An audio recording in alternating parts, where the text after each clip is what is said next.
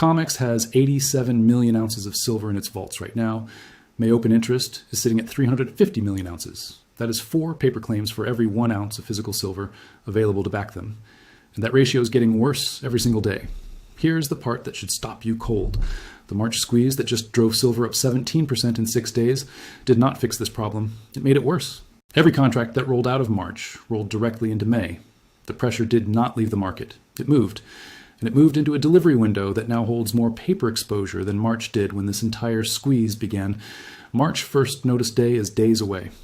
And what I'm about to show you, using nothing but CME's own publicly available data, is that the system just survived March by building a bigger problem for May. That is not leverage. That is a system hoping nobody asks for the metal at the same time. Let me show you exactly how we got here. Because the sequence of events over the last 6 trading days is the most important thing happening in any commodity market right now. Just days ago, silver was trading at $77.18. Within 6 trading days, it had reached $90.35. That is a $13.17 move. That is 17% in 6 trading days. And right now, silver is at $87.50, pulling back slightly from that high, consolidating above the breakout zone. That pullback is not a failure. It is the system catching its breath. And what the system is catching its breath before is the most structurally loaded May delivery window in modern COMEX history. Let me show you the 6-day open interest sequence from CME's own data, because every number in this table tells you exactly where the pressure went. March open interest 6 days ago stood at 268 million ounces. Day 2, 239 million. Day 3, 222 million. Day 4, 188 million. Day 5, 114 million. A reduction of 153 million ounces in 6 trading days. An average roll rate of 25.6 million ounces per day. Longs took profits after riding silver from $77 to $90. Shorts covered before the delivery window forced their hand. Both sides exiting March simultaneously. That is what a squeeze looks like when price does the work instead of delivery. But here's the column nobody is reading loud enough. May open interest 6 days ago stood at 229 million ounces. Day 2, 255 million. Day 3, 280 million. Day 4, 324 million. Day 5, 350 million. May open interest grew by 121 million ounces in the exact same 6 days that March shed 153 million. The mathematics are unambiguous. 153 million ounces left March. 121 million ounces entered May. The pressure did not leave the market. It changed its delivery date. And now 350 million ounces of May open interest is sitting above a vault that holds 87 million registered ounces. The ratio is 4 to 1. And it is still growing right now as the final March rolls happen ahead of first notice day. Now, I want to show you why that ratio is more dangerous for May than it ever was for March. Because the vault that faces May is not the same vault that faced March. It is weaker. It is smaller. And the supply chain that was supposed to replenish it is broken. In October 2025, COMEX registered silver stood at 167.7 million ounces. Right now, it sits at 87.17 million ounces. That is a reduction of 80.5 million ounces in less than 5 months.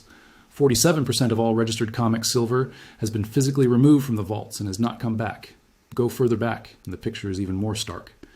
In 2020, registered COMEX silver stood at 346 million ounces. Today, it is 87 million. A 75% collapse in 5 years. These are not accounting reclassifications. These are physical deliveries. Bars left the vaults. They went to industrial users, sovereign buyers, investors who demanded the physical metal. They did not return. And here is the delivery data that tells you this is accelerating, not stabilizing. In January 2026, which is not even a major delivery month, COMEX processed between 33 and 49 million ounces of deliveries. Historical January averages run between 1 and 5 million ounces. January 2026 was 7 to 10 times the historical norm for that month. The demand for physical delivery is not routine, it is extraordinary, and it is running against a vault that has lost 75% of its depth in 5 years. December 2025, a major delivery month, saw 46.635 million ounces delivered. That represented 50% of the estimated free float registered inventory in a single month, half the deliverable vault consumed in one settlement cycle. Now look at where the vault sits today going into May with 350 million ounces of open interest above it. For the vault to grow from 87 million ounces to a level that could absorb May's delivery demand, new silver needs to flow in. Refined silver bars, meeting COMEX specifications, moving from mines and refineries through logistics networks into approved depository facilities, replenishing what physical deliveries drain. The primary source of that refined silver is Mexico, and that flow has stopped. The transportation infrastructure for silver bars through Mexico has been severely disrupted by cartel activity. The ongoing power vacuum following the recent killing of El Mencho, the most powerful cartel leader in the hemisphere, has made overland shipment of refined silver bars through Mexican logistics networks effectively non-viable in the key producing regions. Transportation insurance for refined silver bars in those regions is currently unobtainable. The insurers assessed the risk and stopped writing the coverage. Some mining operations have shifted to transporting raw ore and concentrate to refining facilities outside Mexico rather than shipping finished bars through the domestic transport network. The pipeline is longer, slower, and operating below normal capacity. Over the most recent 6 trading days, the CME's own vault data confirms not a single ounce entered the registered category to offset the ongoing drain. The vault lost metal every single day with nothing flowing back in. Vizsla Silver's Panuco deposit, the world's largest undeveloped high-grade silver resource at over 100 million ounces, remains fully suspended following worker abductions and deaths in January. 5 workers were confirmed dead. 5 remain missing. The mine is idle. And the U.S. government classified silver as a critical mineral in November 2025 for the first time in history. They modeled this scenario where Mexico stops exporting silver to the United States and concluded it would cause a national security level GDP decline. The government launched Project Vault, a strategic critical mineral stockpiling program. You do not take those steps when silver is abundant. So this is the vault that will face May, 87 million registered ounces right now, draining at 785,000 ounces per day. No visible replenishment from its primary source, 350 million ounces of paper claims sitting above it, and the ratio getting worse every hour as the final march rolls complete, ahead of first notice day. Now add the demand pressure coming from the other direction. Because the supply problem is not just about what is failing to come in, it is also about what is being actively pulled out from the other side of the planet. The Shanghai Gold Exchange and the Shanghai Futures Exchange recently closed for 10 straight trading days for Lunar New Year. 10 days of silence from the world's second largest silver futures market. Chinese industrial buyers, solar panel manufacturers, electronics producers, and institutional hedgers had no access to their primary domestic exchange for 10 straight days. The demand did not disappear. It queued behind a closed door. Before that door closed, SHFE silver inventories had already fallen to approximately 353 metric tons, a 10-year low, and the exchange was already pricing immediate physical delivery above deferred delivery before the holiday even began. Chinese buyers were paying a premium to secure metal today rather than wait for it. When the door opened, the pent-up demand released into the global spot price. Silver pushed to 8780 toes. Gold fell. The dollar held flat. Silver moved alone. That is the footprint of physical demand, not paper speculation. The very next session, Shanghai confirmed again. Silver hit 90.96. Gold was up 0.65%. Silver outperformed gold by a factor of nearly 5-to-1 across 2 straight sessions of Chinese institutional buying into a market where their own exchange inventories were at decade lows before the holiday began. And right now, active geopolitical uncertainty is adding a fresh, safe haven premium on top of the structural physical demand that is already building from both sides of the planet simultaneously. Physical demand in China does not roll forward. It does not negotiate with first notice day. It does not take a break between March and May. It simply consumes the available metal. Solar panels do not stop requiring silver because COMEX needs time to replenish its vault. The Silver Institute confirmed in their most recent market forecast that 2026 is the 6th consecutive year of structural supply deficit. The world has consumed more silver than it mines for 6 straight years in a row. The cumulative drawdown from above-ground stockpiles between 2021 and 2025 has been over 800 million ounces. An entire year of global mine production gone from inventory permanently. That was the structural baseline before any of the current supply disruption data. Now add the industrial demand that is not going anywhere regardless of what the paper market does. Samsung understood the supply constraint before the paper market did. Samsung C&T locked up 100% of the La Parida silver mine's output for 2 full years through a $7 million direct prepayment deal. Not buying on COMEX, not hedging through futures, going directly to the source and locking up the entire mine. Because the boardroom decision was simple. We cannot trust the market to supply our silver anymore. Every ounce that flows through private arrangements like that one is 1 less ounce available to replenish what COMEX needs. The physical demand is being captured before it ever reaches the exchange. And the exchange's registered inventory keeps draining. Now let me show you a historical template for exactly this scenario, because we have seen what happens when these conditions converge. And the outcome is why this data matters so much right now. In March 2022, the London Metal Exchange faced a situation that most commodity traders still talk about. A concentrated short position in nickel faced sudden massive delivery obligations. Nickel prices surged from approximately $25,000 per metric ton to over $100,000 in hours in a single session. The LME halted trading. They canceled executed trades. They forced cash settlements on outstanding delivery contracts. The LME survived legally, but the UK Financial Conduct Authority subsequently fined them nearly $12 million for their conduct during the crisis. The LME permanently lost its uncontested authority over global nickel price discovery for years afterward. The screen price and the physical price diverged. Competing venues gained credibility. The market was structurally altered by a single settlement event. Three conditions made the LME nickel crisis possible: a concentrated short position facing delivery obligations, insufficient physical inventory to satisfy those obligations, and a market structure that had allowed paper claims to grow far beyond the available physical base. All three conditions are present in the COMEX silver market right now, not for the imminent March 1st notice day, which will likely resolve in an orderly fashion. For a May delivery window that holds 4 times the registered inventory in paper claims and is accumulating more exposure right now as the final March rolls complete. COMEX has its own emergency mechanism for exactly this scenario. Rule 589 grants COMEX the authority under emergency conditions to force cash settlement on outstanding delivery contracts when physical delivery becomes impossible. It is legal. It is contractual. Every futures account holder has agreed to it. The historical precedent for its real-world consequence is the LME nickel crisis that permanently fractured that exchange's authority over price discovery. I am not predicting a Rule 589 event in May. I am telling you the mechanism exists. The conditions that would trigger it are documented in CME's own public data right now, and every variable that matters is moving in the same direction at the same time. Now, I want to name what this pattern actually is. There is a term that finance professionals use carefully, very carefully, because once it applies, it cannot be unapplied. The term is black swan.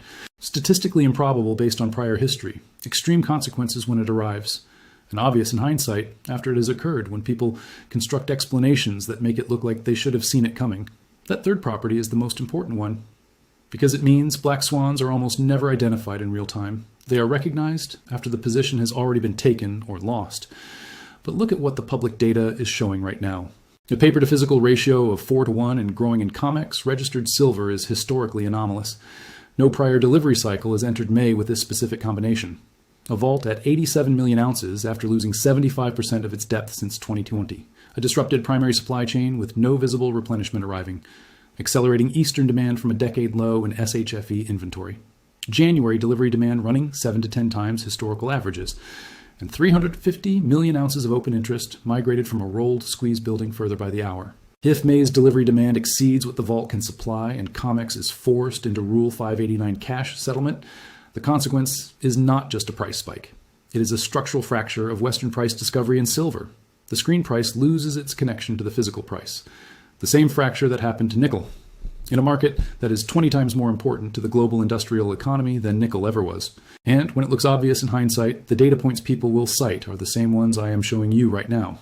The CME vault report, the open interest migration table, the January delivery demand at 7 to 10 times historical averages, the Mexico supply disruption, the SHFE 10-year inventory lows, the 800 million ounce cumulative drawdown.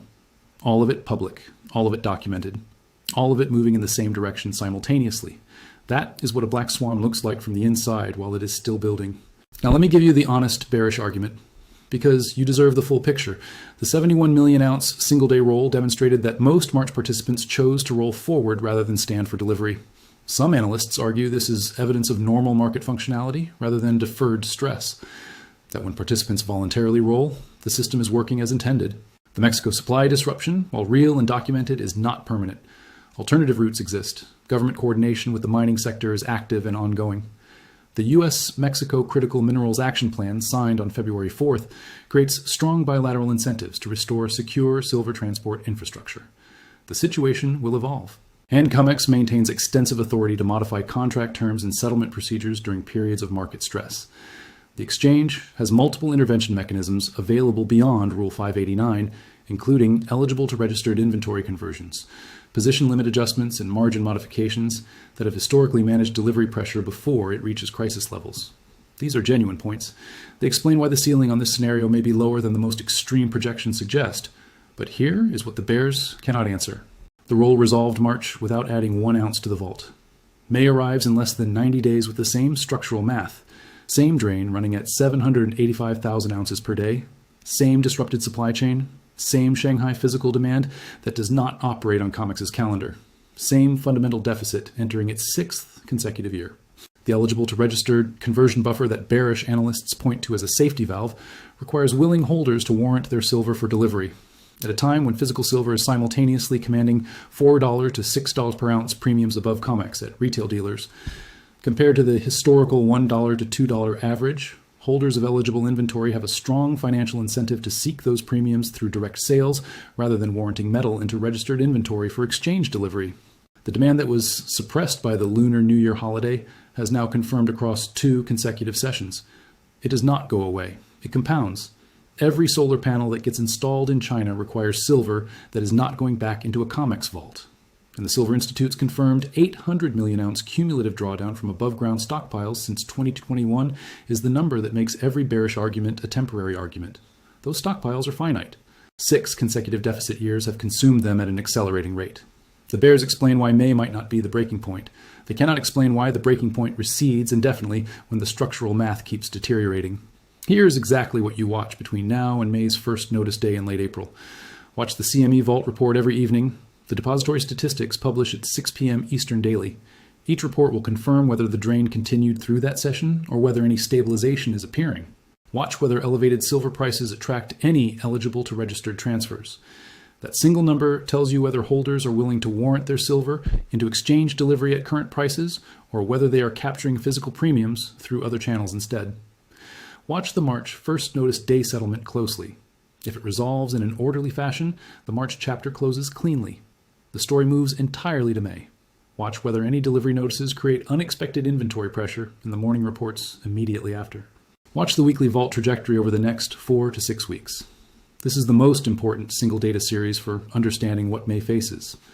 If Mexico's supply situation begins resolving and silver starts flowing back into registered inventory above the current drain rate of 785,000 ounces per day, May pressure eases. If the drain continues without inflows, the May arithmetic deteriorates from an already historically constrained starting point. Now, watch May open interest through the coming weeks. It stands at 350 million ounces right now and will grow further as the final March rolls, complete ahead of first notice day. The critical question is whether May open interest begins reducing meaningfully as its own first notice day approaches in late April. If it mirrors March, a rapid roll-off as price rises toward delivery, the cycle repeats at a higher price level and a lower vault floor. If May open interest does not reduce at the same pace March did, the delivery arithmetic becomes structurally more severe than anything March produced. Watch the Shanghai premium. Even as Western prices have pulled back slightly from the recent high, monitor whether Shanghai continues pricing physical silver above Western spot.